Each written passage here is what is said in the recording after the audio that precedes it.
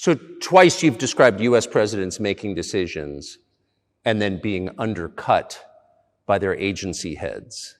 So it sounds like you're describing a system that's not run by the people who were elected in your telling.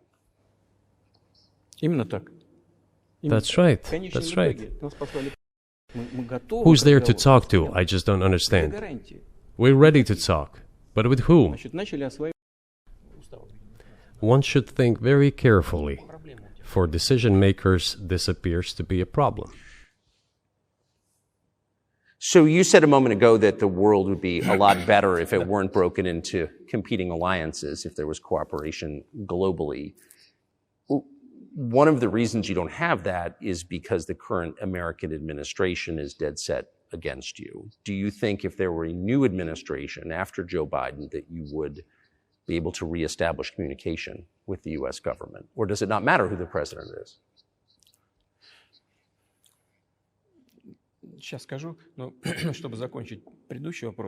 I will tell you, but let me finish the previous thought. We, together with my colleague and friend, President Xi Jinping, set a goal to reach $200 billion of mutual trade with China this year. We have exceeded this level. According to our figures, our bilateral trade with China totals already $230 billion, and the Chinese statistics says it is $240 billion. One more important thing. Our trade is well balanced, mutually complementary in high-tech, energy, scientific research and development. It is very balanced. As for BRICS, where Russia took over the presidency this year, the BRICS countries are, by and large, developing very rapidly.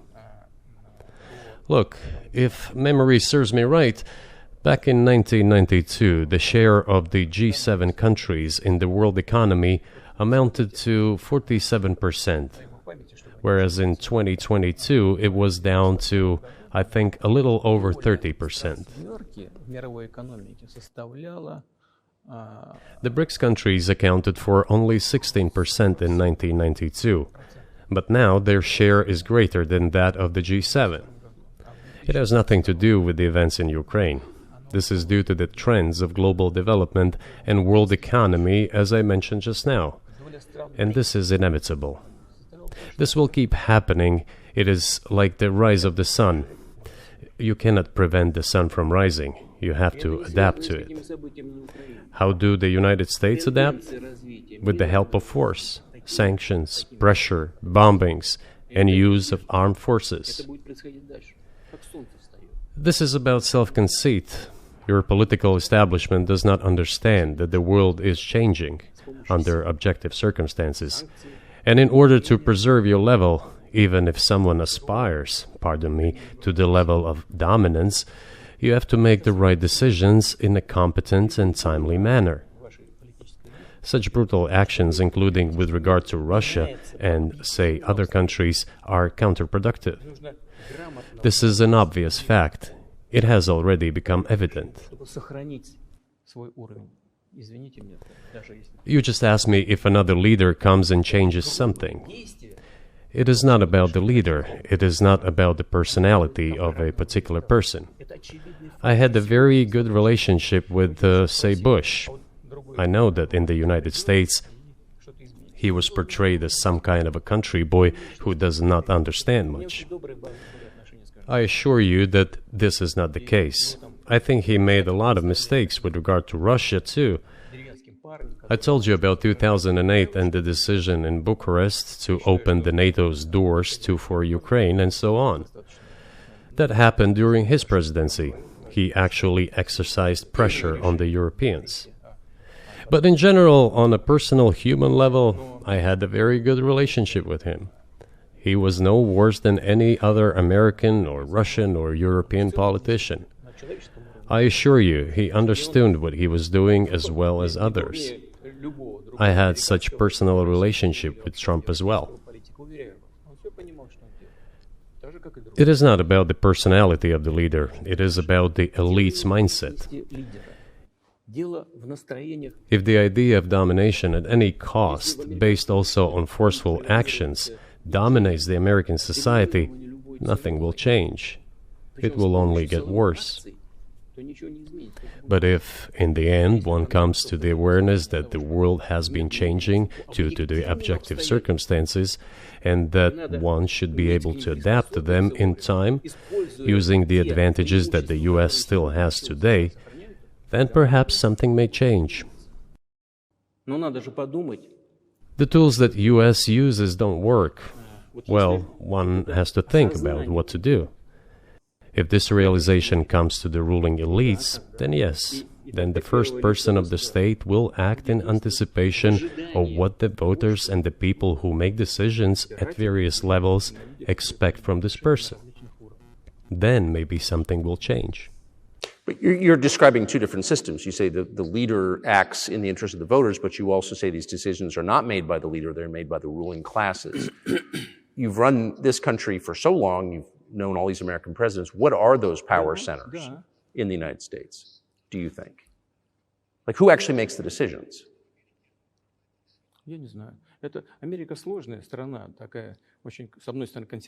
I don't know. America is a complex country, conservative on one hand, rapidly changing on the other. It's not easy for us to sort it all out. Who makes decisions in the elections? Is it possible to understand this when each state has its own legislation? Each state regulates itself? Someone can be excluded from elections at the state level. It is a two-stage electoral system. It is very difficult for us to understand it. Certainly there are two parties that are dominant, the Republicans and the Democrats, and within this party system the centers that make decisions, that prepare decisions. Then, look, why, in my opinion, after the collapse of the Soviet Union, such an erroneous, crude, completely unjustified policy of pressure was pursued against Russia? After all, this is a policy of pressure. NATO expansion, support for the separatists in Caucasus, creation of a missile defense system. These are all elements of pressure. Pressure, pressure, pressure.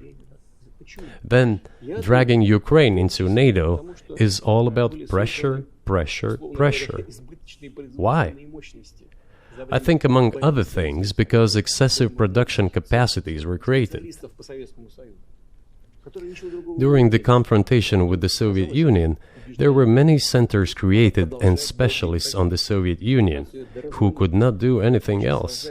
They convinced the political leadership that it is necessary to continue chiseling Russia, to try to break it up, to create on this territory several quasi-state entities, and to subdue them in a divided form, to use their combined potential for the future struggle with China.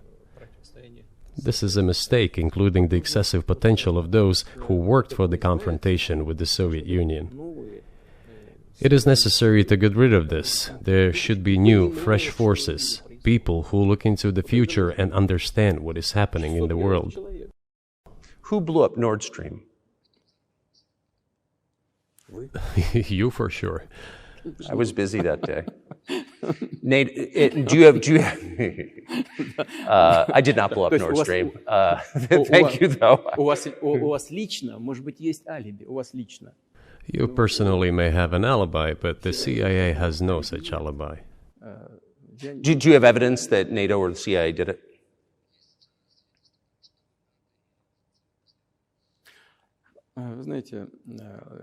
You know, I won't get into details, but people always say in such cases, look for someone who is interested.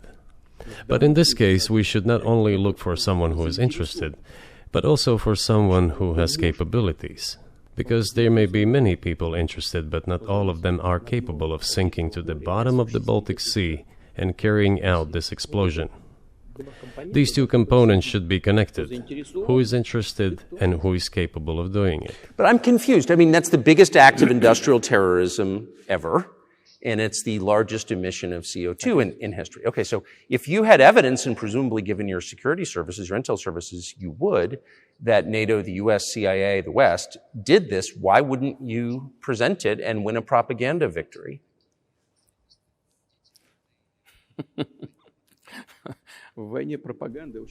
In the war of propaganda, it is very difficult to defeat the United States. because the United States controls all the world's media and many European media. The ultimate beneficiary of the biggest European media are American financial institutions. Don't you know that? So it is possible to get involved in this work, but it is cost prohibitive, so to speak. We can simply shine the spotlight on our sources of information, and we will not achieve results. It is clear to the whole world what happened, and even American analysts talk about it directly.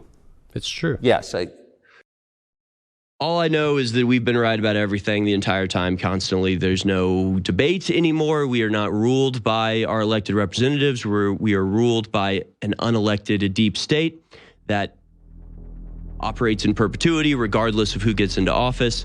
The President of the United States. Really, that's the big takeaway.